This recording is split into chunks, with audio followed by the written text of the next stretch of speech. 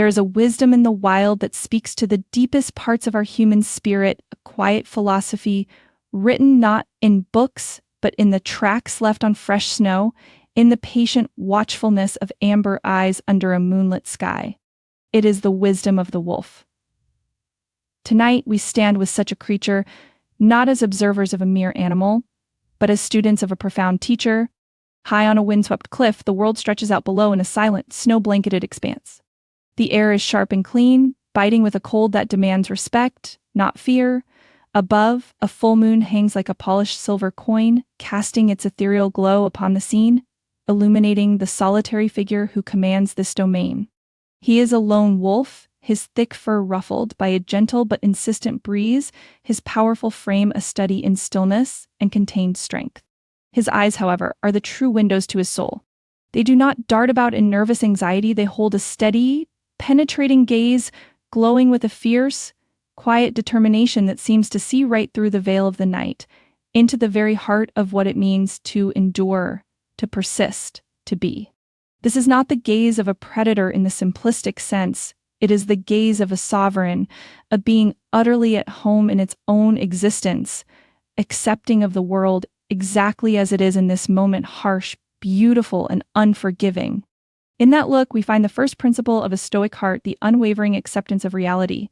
The wolf does not curse the snow for being cold, he wears a thicker coat. He does not rage against the long night, he sharpens his senses to navigate it. He takes the world as it comes, not as he wishes it to be. This is the foundational stone upon which resilience is built. We so often exhaust ourselves fighting the unchangeable facts of our lives, the unexpected loss, the failed endeavor, the criticism we did not deserve.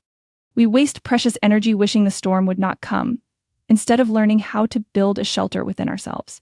The wolf on the cliff knows the storm is coming. He feels the shift in the wind, the drop in pressure. But his posture does not change. His resolve does not waver. He understands that the storm is not a personal affront. It is simply a condition of the world he inhabits. His power lies not in controlling the weather, but in mastering his own response to it.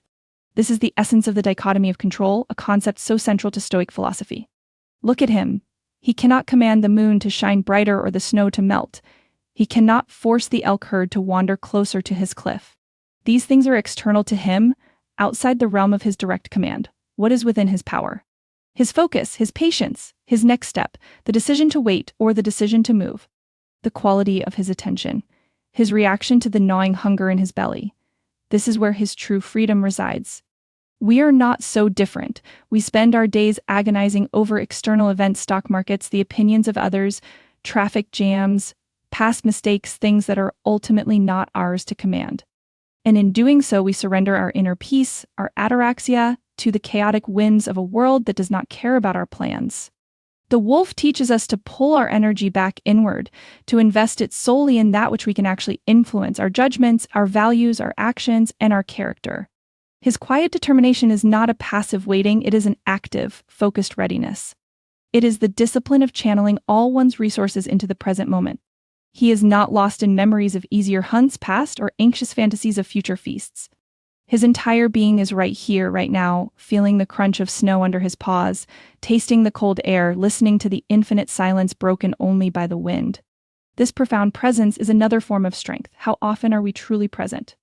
Our minds are ghosts, haunting yesterday or worrying about tomorrow, and in the process we miss the richness and the lessons of today. The wolf does not have this luxury. His survival depends on his absolute engagement with the now. For us, our quality of life depends on it.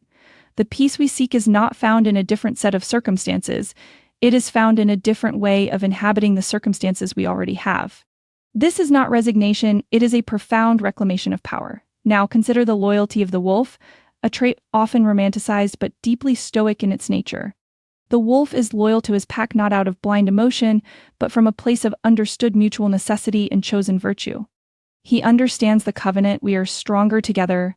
This loyalty is a conscious practice, a daily choice to put the good of the whole above the fleeting desires of the self. It is a commitment that is tested in the lean times, in the deep winter when food is scarce and tempers could run short. True loyalty is not a fair weather friend. It is the wolf who stands guard through the blizzard, who shares the last morsel of food, who defends the weak not because it is easy but because it is right. This is justice in action. It is the recognition that our lives are intertwined, that our own well-being is inextricably linked to the well-being of our chosen pack, be it our family, our friends, or our community. The Stoic is not a solitary hermit by default. A Stoic is a devoted citizen of the world, understanding that virtue is expressed through our relationships and our duties to others. The wolf's loyalty is his lived philosophy of interdependence. And what of resilience? It is the wolf's defining song. Resilience is not the absence of failure or hardship.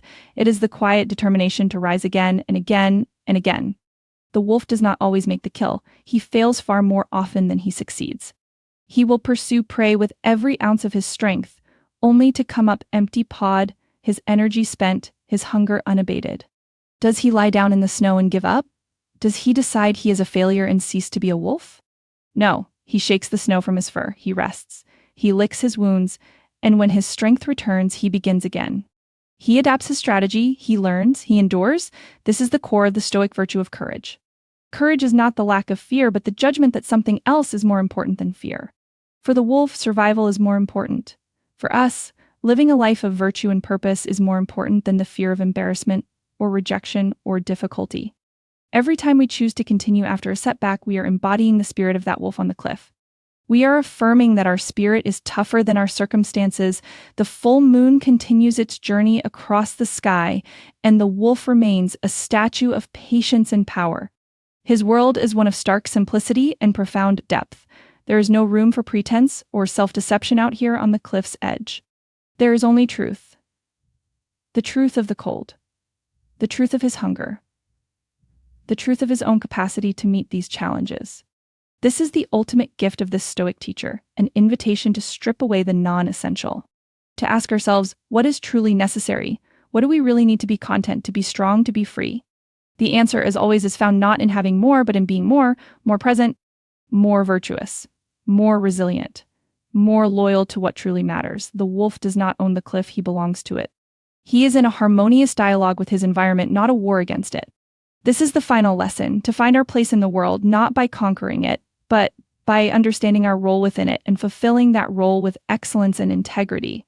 To stand with quiet determination in the face of whatever life brings, knowing that our power was never about controlling the storm, but about discovering the unshakable calm that exists within us, waiting, like the wolf, to be called upon.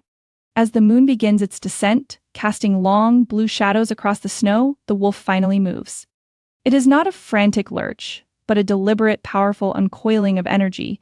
He turns from the cliff edge and begins his descent, each step sure and purposeful, disappearing into the dark tapestry of the trees below.